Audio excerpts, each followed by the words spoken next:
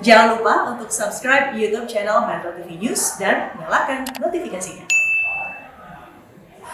Lalu bagaimana keputusan Pemprov DKI di hari terakhir PSBB masa transisi? Sudah bergabung Wakil Gubernur DKI Jakarta, Ariza Patria. Pak Ariza, selamat malam. Selamat malam, Mbak Afi. Ya, Pak Ariza, menjawab tadi pertanyaan ini semua orang yang dinantikan, terutama di ibu kota, adalah bagaimana kelanjutan dari PSBB masa transisi? Apakah akan dilanjut atau kita kembali ke masa PSBB sebelumnya? Jadi, 2 hari ini kami sudah rapat di internal dan Pak Gubernur juga saya juga sudah memparaf dan Pak Gubernur sudah menandatangani keputusan Gubernur terkait perpanjangan PSBB masa transisi di fase yang pertama ini. Karena berdasarkan data-data yang ada, diketahui bahwa Jakarta belum aman dan angka-angka juga belum membaik sebagaimana harapan kita semua. Sehingga kami memperpanjang PSBB masa transisi yang pertama ini untuk 2 minggu ke depan. Jadi PSBB di masa transisi fase pertama di 2 minggu ini, di perpanjangan 2 minggu ini kami perpanjang lagi dalam 2 minggu ke depan.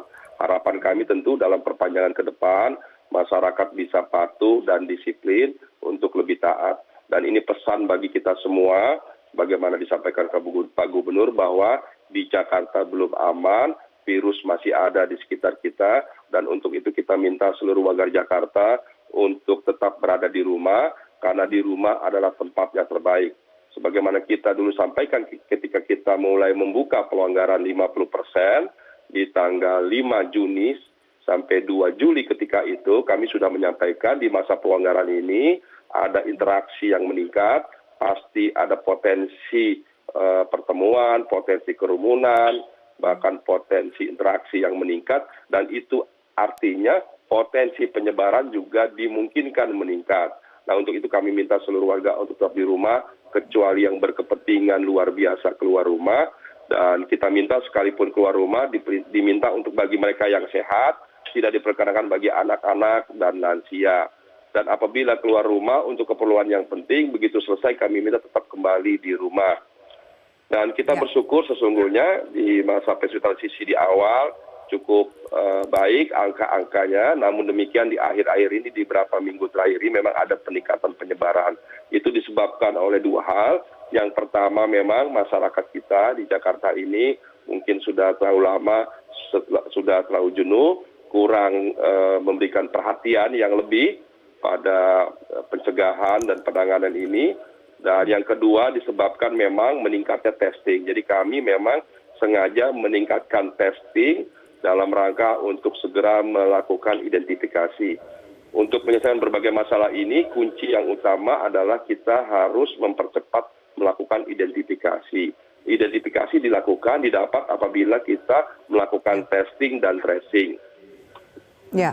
Mbak Ariza, ketika Anda mengatakan akhirnya PSBB masa transisi diperpanjang sampai 2 minggu ke depan, sekitar tanggal 30 Juli, seperti itu. Adakah peraturan yang berbeda? Karena kita tahu di masa kebijakan PSBB masa transisi ini ada kebijakan soal 50%, pembagian shift kerja, dan lain-lain. Adakah yang berubah mengingat Anda sendiri menyebutkan angkanya memang belum membaik atau melandai? Ya, tidak ada yang berubah dari ketentuan dan peraturan, masih tetap 50%, bahkan kami menunda beberapa unit kegiatan yang tadinya ingin kami buka di dalam 2 minggu depan. Menurut perencanaan, sebetulnya ada beberapa unit kegiatan yang sebelumnya ditutup akan kami buka 50% di 2 minggu ke depan, tapi akhirnya kami menunda pembukaan beberapa unit kegiatan karena angkanya ternyata cukup tinggi. Dan itu juga berbagai upaya kita dalam rangka mencegah penyebaran COVID-19 itu sendiri.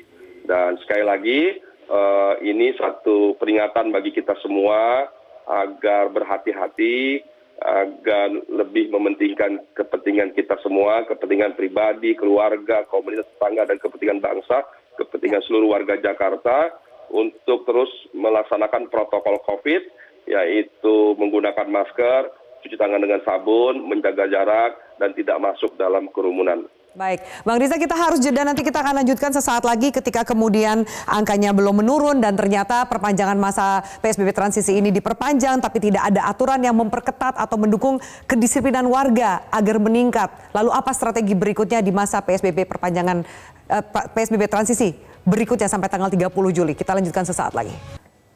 Baik, pemirsa, kita lanjutkan masih bersama dengan Wakil Gubernur DKI Jakarta, Riza Patria. Bang Riza, kita lanjutkan dialog yang tadi. Seperti pertanyaan saya saat kita jeda, lalu ketika masa PSBB transisi diperpanjang, tidak ada spesifik peraturan yang memperketat banyak aktivitas masyarakat. Sementara Jakarta sendiri menyumbang kasus harian tertinggi hari ini di hari terakhir masa PSBB transisi. Lalu apa strategi ke depannya untuk kemudian menurunkan angka ini? Jadi strategi yang kita lakukan di masa 2 minggu ke depan, yang pertama adalah kita memastikan regulasi yang ada tidak menambah pelonggaran sebagaimana yang tadi direncanakan. Itu kami melakukan pengetatan. Apa pengetatan? Pengetatan jadi tempat-tempat kegiatan yang sebetulnya direncanakan dibuka, kita tidak buka, bahkan kita perkecil. Kita minta kepada tempat-tempat rekreasi umpamanya tetap membatasi jumlah pengunjung, mal, pasar, dan unit kegiatan termasuk perkantoran. Kita sosialisasikan terus pada Kadin, pada Apindo, pada semua asosiasi untuk meminta agar para pimpinan dan pemilik daripada usaha-usaha tersebut untuk membatasi, mengatur jam masuk, jam istirahat, jam pulang. Kemudian juga mengatur jumlahnya agar sedapat mungkin, sekurang mungkin dalam rangka mengurangi terjadinya interaksi.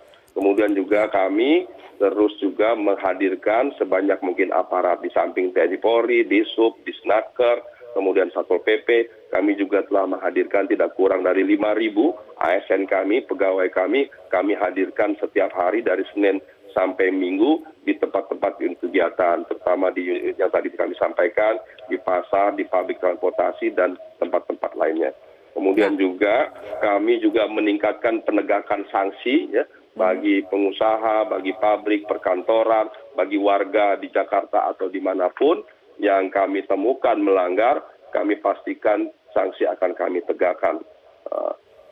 Tidak kurang di sini sudah terkumpul uang 1.355 juta yang kami kumpulkan dari sanksi denda yang kami terima. Tapi sekali lagi kami tidak bermaksud mencari uang dari sanksi yang kami berikan, tapi semata-mata kami ingin menegakkan ketentuan peraturan agar kita segera terhindar daripada virus corona.